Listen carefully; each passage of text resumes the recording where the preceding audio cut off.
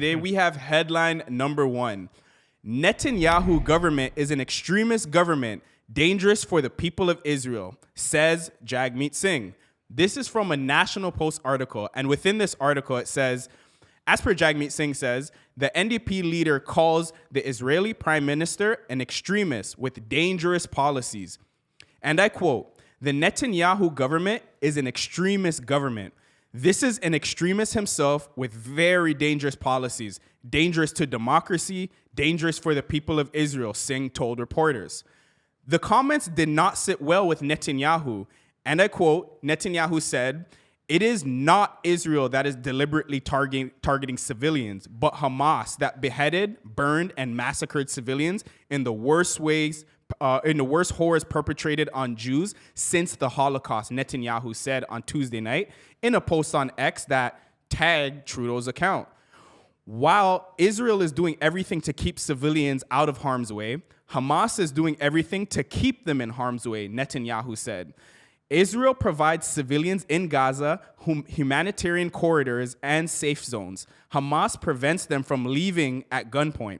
It is Hamas, not Israel, that should be held accountable for committing a double war crime, targeting civilians while hiding behind civilians. The forces of civilization must back Israel in defeating Hamas barbarianism. So, Jonathan, what are your thoughts on this?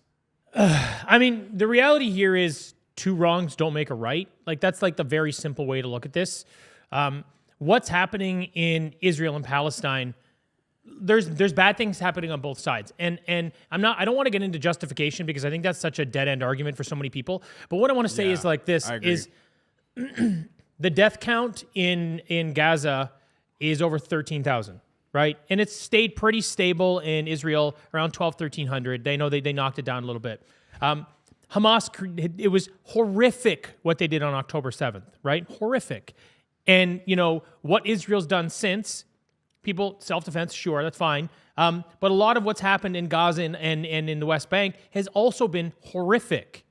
You know, like there's no two ways around it. And trying to justify it by just saying these people are terrible and we're not. Like, look, when violence is being committed at this kind of scale, everyone's bad. It just is. There's other ways around these things, and it never should have gotten to this point. That's kind of the reality. That's sort of how I feel about the war side of it. In terms of what Singh is saying, like, first of all, I mean, the guy's throwing stones in a glass house, right? Right, 100%. No, that's actually very true. Right, like he's a big problem for this country, and like I've said this before, Singh is the most powerful man in this country right now, because he gets to draw a line anytime he wants with the prime minister so that the prime minister can maintain his coalition. He's done this twice. And he's cost taxpayers billions and billions of dollars to do it. The dental care program, $13 billion. This pharmacare program is going to be $30 billion a year plus. It'll grow, right? Because once there's money available, like I say, people line up. You know what I mean? So this guy himself is bad for society. He says that he's doing things that are right, but like if you look at what's happening in the economy in Canada, it's falling off a cliff. And this guy implementing these rules is only going to make it worse. That's kind of the truth here. Now, when it comes to him saying this against Netanyahu, you know, Netanyahu, which a lot of people may or may not know, he was on the brink of a civil war in Israel himself. And a lot of that was because he was doing sort of autocratic shit. So how their system works is similar to the United States, where they have a judicial system in the way of sort of the government. And it's a checks and balance thing, where they kind of go, hey, look, we're going to implement this law as a group of politicians. And the judicial system will kind of go, hey, that's crazy. You can't do that. So they will repeal or pull back. And again, they just try to keep the country level. It's like, it's so they can't be an autocracy. But what Netanyahu was trying to do before this all happened is he was trying to remove the judicial system's ability to repeal anything, which means you're becoming a dictator. And the thing is, look, like, I don't care if you're left, if you're right. If you want ultimate power, you're acting as a dictator. One they'll call, you know, it doesn't really matter what sort of political affiliation you put over top of it. It's the same fucking thing. And Netanyahu was running down that line very, very quickly. So in a lot of ways, yeah, he's not good for the people of Israel. He really isn't. And that's why they were kind of on the brink of their own civil war. Then by this happening, you know, by the war kicking off between them and Palestine, now he's got a sort of a coalition government, very much like Singh is a part of a coalition government here. Again, back to the glass houses thing. You know what I mean? In my opinion, you know, this war has actually done something interesting that you don't usually see. usually what happens is political affiliation around the world, they just stick with their allies. It doesn't really matter what the ally does, whether it's right or wrong. They stick to their line, and politicians just kind of parrot it, right? If it's Ukraine and you're in Canada, you're just pro-Ukraine. You know, that's just, it doesn't really matter what happens there. That's what they do. And you can see a lot of support from those people in society. People were supporting Ukraine in Canada for the most part. But this war is interesting, right? Because what's happening is politicians kind of have to walk a line between, okay, well, our ally in this case is Israel, right? From a diplomatic perspective. But a lot of Trudeau and Singh's followers, they sort of see it the other way. They're sort of pro-Palestine or pro-peace in Palestine. And I'm not talking about the extreme ones. I'm saying people that are like, hey, you need to call for a ceasefire. Those ones. Yeah. Most of the Palestinian supporters, I would say, they just want a ceasefire. Yeah. And they don't want Canada sending money over to Israel to support genocide. That's exactly it. So what's interesting, though, for me is you've got these politicians now that have to try to walk a line between both sides. And the only way for them to do it, it seems, is to offend both sides, is to call them both wrong. Because that seems to be the approach. So now that that's happening, obviously Trudeau's got Netanyahu up his ass on Twitter, which is kind of funny.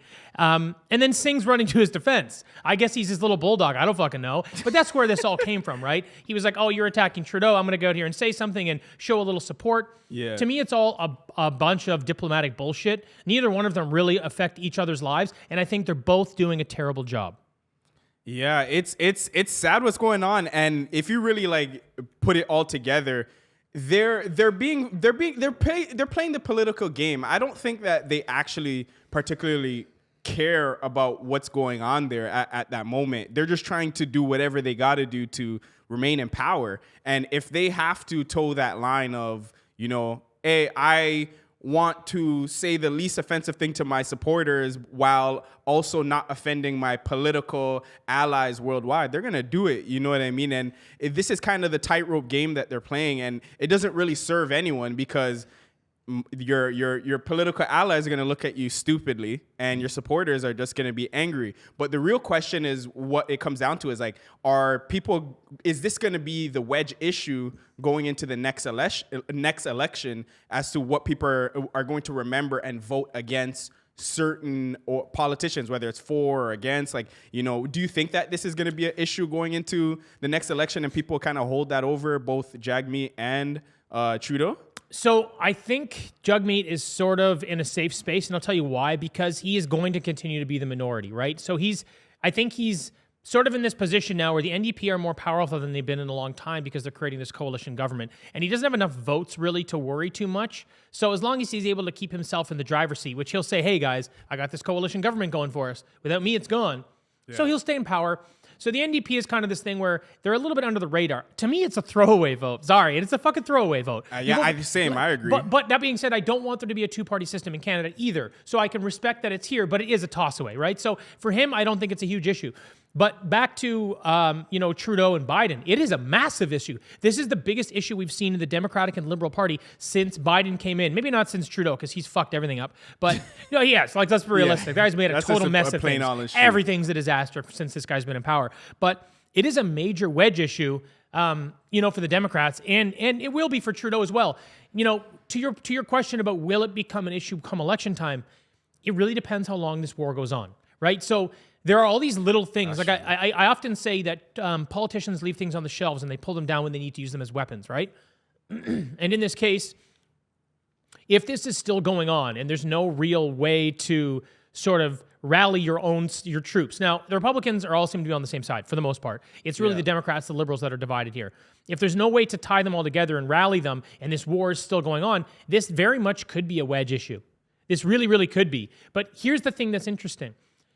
The wedge issue won't push them towards being Republican or conservative, because Republicans and conservatives are pro-Israel, whereas the wedge exists because of pro-Palestine, right? So the funny thing is, it's almost like they could be null votes. I don't know where they're going to go or what they're going to do, because there's nowhere to go when that wedge divides you, because you don't really have the support from anyone else. NDP is a dead vote, like I said, and the conservatives and the Republicans are pro-Israel. So where do you go if you're upset? So it's this weird sort of, I don't know how it's going to come into play. I mean, if things get wrapped up before the election, then it's not really going to be an issue, because as long as the Republicans or the Democrats or liberals, wherever, Canada, US, as long as they've got, 8 to 12 weeks before the election, they can pull off and weaponize all sorts of different policy at any time, really, right? Smear the other opponents. And now they're using these things about being like, oh, there's deep fakes and all this other stuff and misinformation. So there's all these tools they have. They may be able to move that along. But I'm not really 100% sure. But yeah, if this bleeds into election season next year, it certainly could play a role. However, like I said, given that there's really nowhere for the opposition to go vote instead, not really sure it's going to make a huge difference. That's true. I think we're going to see a lot more no votes going on, especially with the U.S. Election coming up soon. I think there's going to be way more no votes because people just can't bring themselves to voting for in down south. I just think that if they were so anti-Trump, they're just on the never Trump train forever. So, maybe that's going to help be beneficial towards the Republicans in that regard, because then there's less voter turnout, which they got like a record voter turnout in the last election just because of how much people hated Trump. It was more of like an anti-vote than an actual vote for Biden during that time. And then for us here, but me personally thinking, like, I don't think this war is going to really end anytime soon. I think it's going to be dragged out a lot longer than we really think. Yeah. This has been if you really think about it, it's been a Cold War since like 1948, since the Al-Nakba. Hot and cold. Hot and cold, and it's been going on progressively throughout the years. So I don't think this is going to end anytime particularly soon. Maybe it might end in terms of like being so hot in the news cycle. Yeah. But I think this is hopefully going to be something that, not the war being good in itself, but I'm saying like this is maybe something that people keep in their mind when it comes time to go to the poll. But that's just my opinion. We'll see. I'm not sure how people are going to take it going forward, though. Well, so there's one other thing I would say. There is the opportunity to vote for RFK Jr. in the States. So as an independent, but who is our RFK Jr. over here, though? No. Say it's PPC? We don't have. No. We don't have one. Well, here's the truth. In Canada, you have to vote conservative. You have to be able to put this issue. I'm serious. Yeah. You have to be able to put the issue between Israel and Palestine aside, and you have to worry about your own country first in this particular case, because what Trudeau has done to this country has been so bad across everything, all policy, everything you're looking at. It doesn't matter what you point at. This man has lit it on fire. You need a conservative government to come in and repeal and fix these things. And when you see Jagmeet Singh doing things like forcing him to spend $13 billion on dental care or forcing him to spend $30 billion a year on pharmacare, that's not what Canada needs right now. That's not going to fix it. It's just going to make it fucking worse. So that is the only solution in Canada. I don't care if you're conservative or traditionally, Democratic or liberal. Conservatives are traditional Democrats these days. Anyway, so Canada is what it is. It's fairly moderate in a lot of issues now. I feel like you don't really have a choice. But in the U.S., you may see people pushing towards RFK Jr., which would be really interesting. I mean, I would like to see him have a chance to run the country. I think he would make a big difference. Yeah. However, my concerns are that, and I say this loosely, the deep state would have so much control that he may just be the next Kennedy in line to never make it. So. Yeah, well, wishing him Godspeed. Hopefully it doesn't get to that point. But we'll see how things develop. We're definitely going to stay on top of that and keep you guys updated with that. If you like this video, make sure you check out this one right here. And if you want to watch the full podcast, make sure you check this out here.